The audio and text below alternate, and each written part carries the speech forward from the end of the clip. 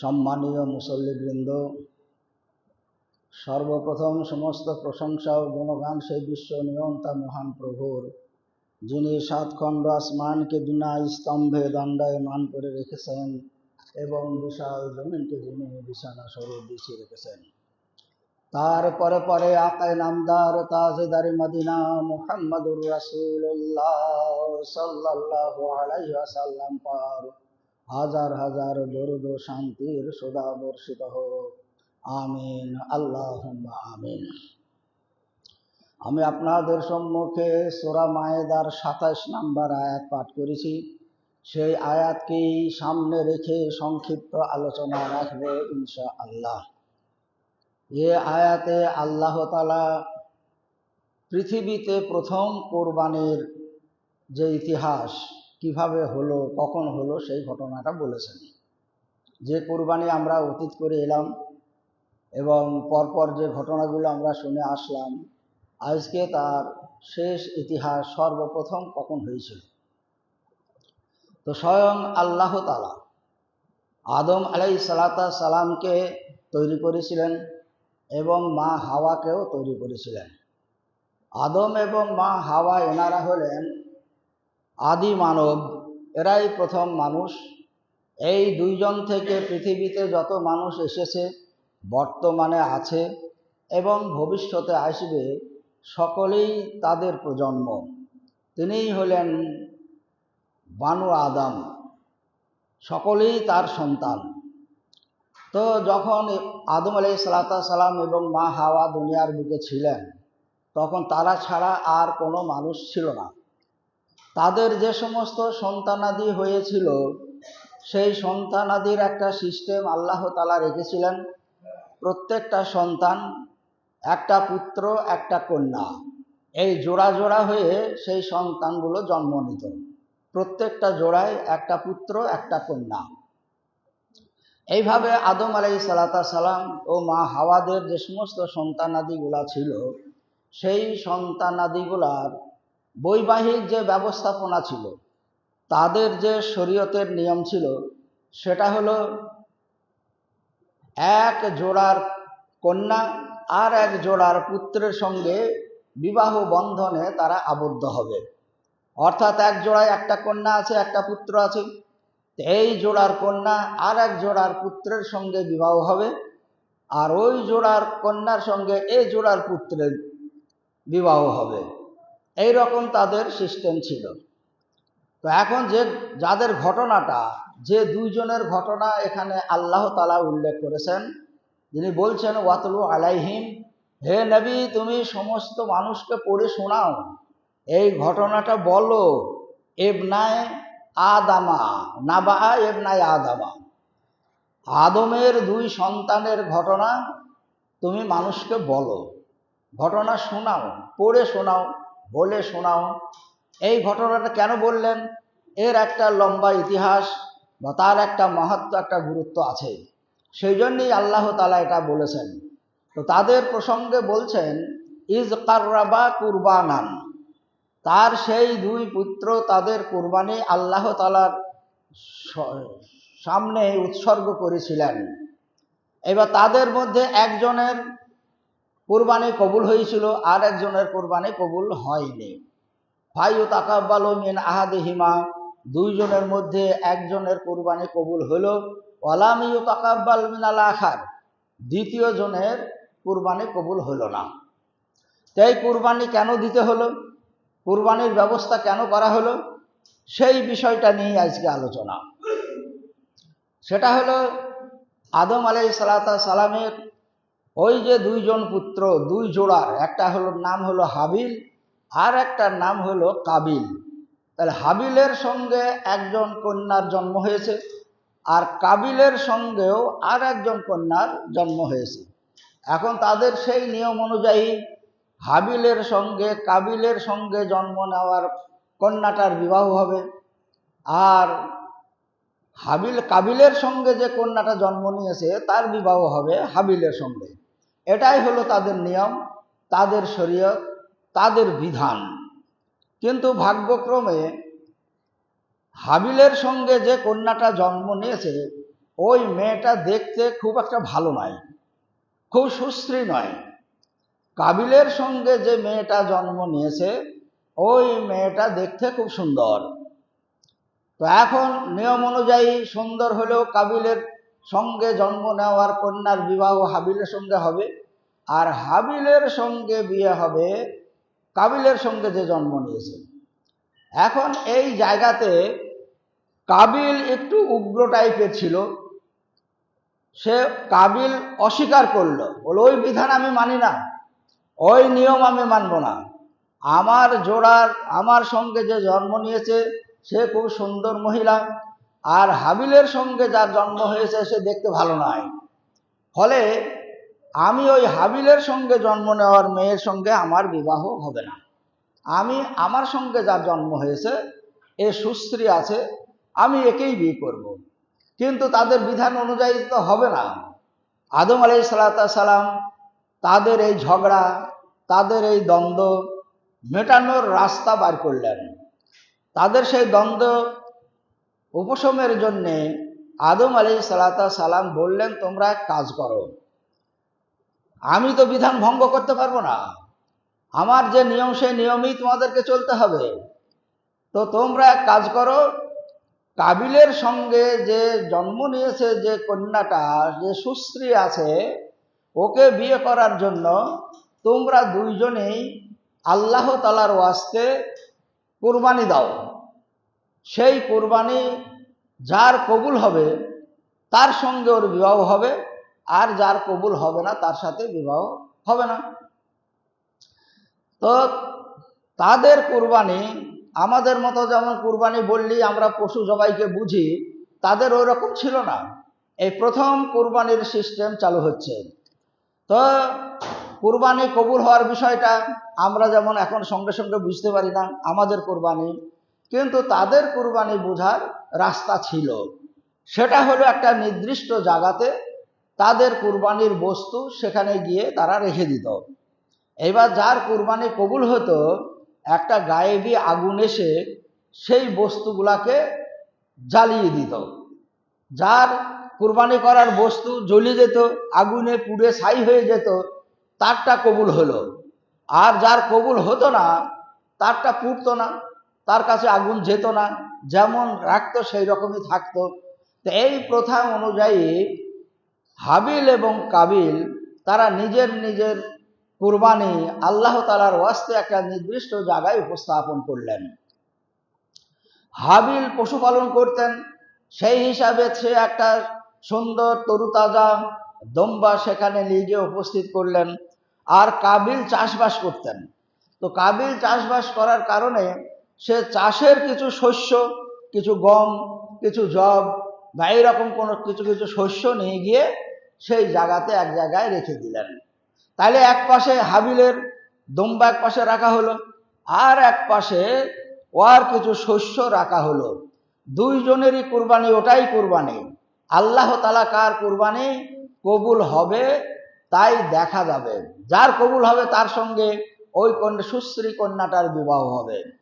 তাই আল্লাহ বলছেন ইজ কাররাবা কুরবানান, তারা দুইজনেই তাদের কুরবানি, তাদের বস্তু সেখানে তারা উৎসর্গ করল। কুরবানির মানে হলো কুরব শব্দ থেকে, কুরব মানে নিকটবর্তী হওয়া। কুরবানির মাধ্যমে আল্লাহ তাআলার সঙ্গে বান্দার সম্পর্ক খুব ঘনিষ্ঠ হয়, আল্লাহর নিকটবর্তী হওয়া যায় বলি এটাকে কুরবানি বলা হয়। তো তারা দুইজনে কুরবানির বস্তু তারা হাজির করলো। এখন কিছুক্ষণ পরে দেখা গেল হাবিলের কুরবানিটা আগুন এসে জ্বলে গেল, আর কাবিল যেগুলা রেখেছিল সেগুলা জ্বলল না, যেমন রেখেছিল সেই রকমই থেকে গেল। তাহলে বোঝাই গেল যে হাবিলই হকদার হচ্ছে ওই সুস্ত্রী কন্যাটার সঙ্গে বৈবাহিক সম্পর্কে আবদ্ধ হওয়ার।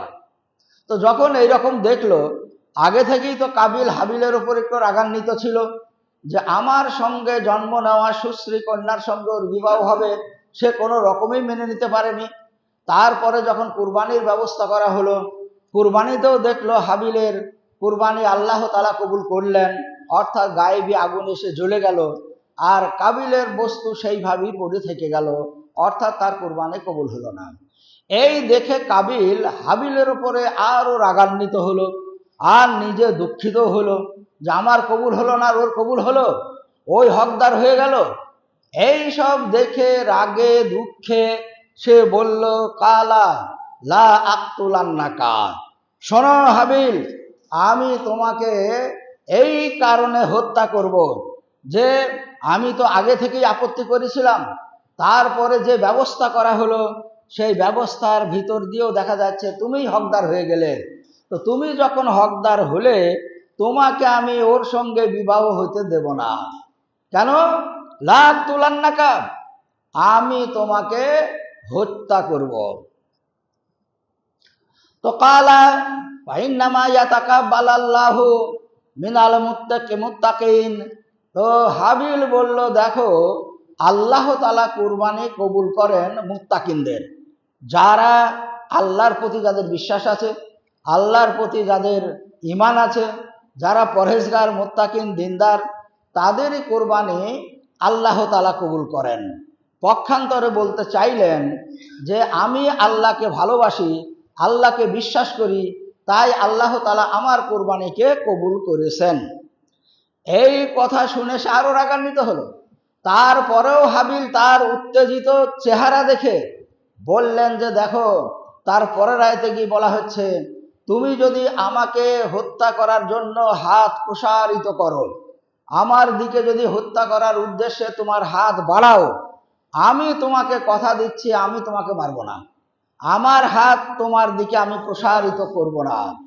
আমি আল্লাহর প্রতি ঈমান রাখি, আল্লাহর প্রতি আমার বিশ্বাস আছে, তুমি যদি আমাকে হত্যা করো তাহলে আমার পাপ তোমার পাপ সব তোমার উপরে বর্তাবে, এবং সেই পাপের কারণে তোমাকে জাহান্নাম যেতে হবে। তো যাই হোক, শেষ পর্যন্ত খুব সংক্ষেপে বলে যাচ্ছি, শেষ পর্যন্ত কাবিল হাবিলকে হত্যা করল। এই প্রথম পৃথিবীতে মানুষ হত্যা, কাবিল হাবিলকে হত্যা করল। হত্যা করার পরে এইবার লাশ কোথায় রাখবে? লাশ ঘাড়ে করে ঘুরে ঘুরে বেড়ায়, কোথায় রাখবে, তাকে মাটি চাপা দেবে না পানিতে ফেলবে, সব অভিজ্ঞতা তাদের ছিল না। তার কারণ তার আগে কোনো মানুষ মারা যায়নি, এই প্রথম মৃত্যু এবং প্রথম হত্যা। তো তাকে ঘাড়ে করে করে নিয়ে বেড়ায়, কোথায় কি করবে সে চিন্তা ভাবনা করে। শেষ পর্যন্ত ক্লান্ত হয়ে এক গাছের নিচে গিয়ে ক্লান্ত হয়ে বসে আছে লাশকে পাশে রেখে।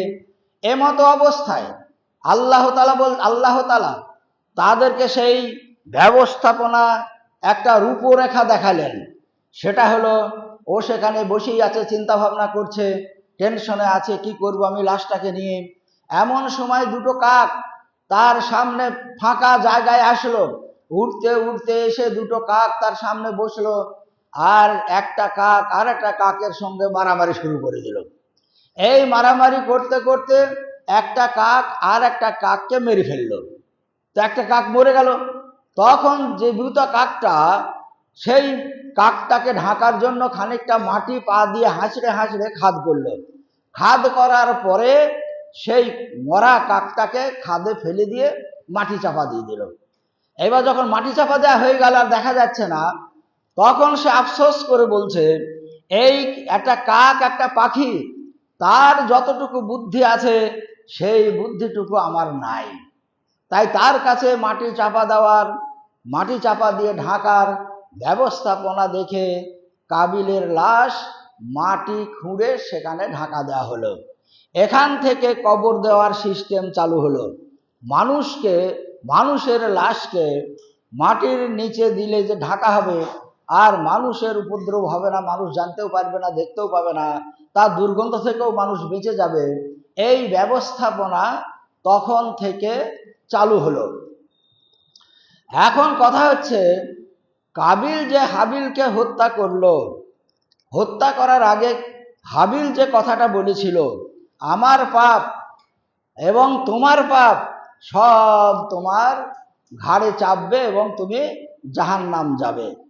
তো শুধু সেই পাপ নয়, বলা হচ্ছে সেই প্রথম হত্যা, তার আগে মানুষ জানতো না যে মানুষকে মারলে মানুষ মরে যায়। ওই প্রথম অভিজ্ঞতা হলো। তো বলা হচ্ছে কিয়ামত পর্যন্ত যত মানুষ হত্যা হবে, হত্যাকারীর যত পাপ, তার একটা শেয়ার ওই কাবিলের কাছে গিয়ে পৌঁছাবে।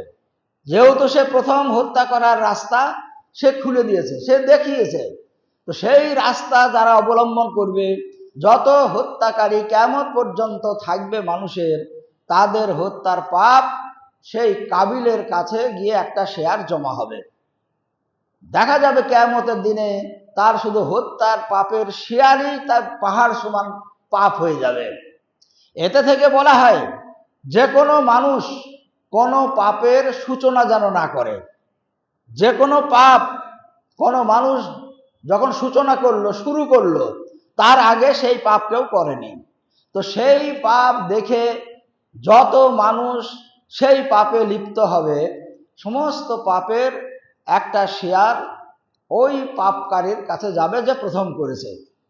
সেই জন্য বলা হচ্ছে যে তোমরা সতর্ক থেকো, কোনো পাপের সূচনায় লগ্নে যেন তোমরা যেও না, কোনো পাপের প্রথম তোমরা যেন হয়েও না। তার কারণ ওই পাপকে দেখে কিয়ামত পর্যন্ত যত পাপ হবে, সমস্ত পাপের শেয়ার তার কাছে যাবে।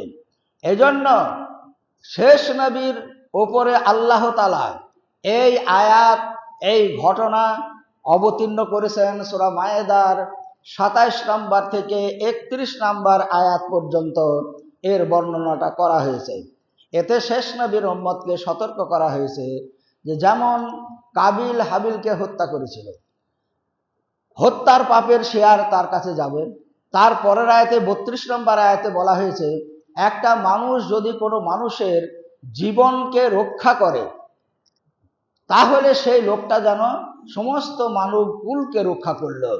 আর একটা মানুষ যদি একটা মানুষকে হত্যা করে, তাহলে সে যেন মানব কুলকে হত্যা করলো।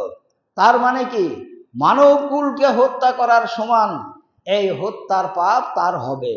আর একটা হত্যা থেকে বা তার জীবন রক্ষা করার ব্যবস্থা যদি কোনো মানুষ করে, তাহলে সে যেন সারা মানব কুলকে রক্ষা করার ব্যবস্থা করলেন, সেই রকম নেকি তার হবে। তো এগুলা থেকে শেষ নবীর উম্মতকে আল্লাহ তাআলা যে বার্তা দিতে চেয়েছেন সেটা হলো দুটো জিনিস। একটা হলো কুরবানির ইতিহাস। প্রথম কুরবানি যে কোনো বস্তু তারা উৎসর্গ করত, সেই কুরবানির পরিবর্তে জীব হত্যা করার, জীব জবাই করার, পশু জবাই করার সিস্টেম আমাদের ইব্রাহিম নবী আলাইহিস সালাম থেকে চালু হয়েছে। তার আগে যত নবীর কুরবানির সিস্টেম ছিল, তাদের এই পশু জবাই করতে হবে এরকম নয়। তারা যে কোনো বস্তু, যে কোনো জিনিস তারা আল্লাহর ওয়াস্তে উৎসর্গ করতে পারত। যেমন এখানে হাবিল এবং কাবিল তাদের নিজের নিজের যার যা ছিল, ওর ভেড়া ছাগল ছিল, সে নিয়ে গিয়ে ভেড়া দাখিল করেছে। ও চাষি মানুষ, তার চাষের উৎপন্ন ফসল ছিল, তার ফসলগুলাকে সেখানে সে দাখিল করেছে। তাদের সঙ্গে সঙ্গে কবুল হলো কি হলো না জানার একটা ব্যবস্থা ছিল। আগুন এসে পুড়ে গেল, সে জেনে গেল আমার কবুল হয়েছে। যার পুড়ল না তাকে ভাবতে হতো আমার পুড়ল না, তার মানে আমার কবুল হয়নি, আমার বস্তুতে হয়তো কোনো ঘাটতি আছে, আমার ইমানের দুর্বলতা আছে, এই উৎসর্গর পিছনে আমার লিল্লাহিয়াতের ঘাটতি আছে। এই সমস্ত বিষয়গুলো তখন তাকে ভাবতে হতো। এগুলা বলে শেষ নবীর উম্মত তাদেরকেও এই সতর্ক থাকতে হবে যেন আমাদের দ্বারায় এমন কোনো পাপ যা সমাজে চালু নাই, আমার দ্বারা যেন চালু না হয়। তাহলে সেই পাপের সিলসিলা যতদিন চলবে দুনিয়ার বুকে, সমস্ত পাপীর সেই পাপের একটা শেয়ার প্রথম পাপকারীর কাছে এসে জমা হবে। সেই জন্যেই হাবিল এবং কাবিলের ঘটনা আল্লাহ তাআলা উল্লেখ করেছেন এবং শেষ নবীর উম্মতকেই সতর্ক করেছেন যে তোমরা প্রথম পাপের সূচনা যেন করো না, সদা সর্বদাই তোমরা এই বিষয়ে সজাগ থেকো।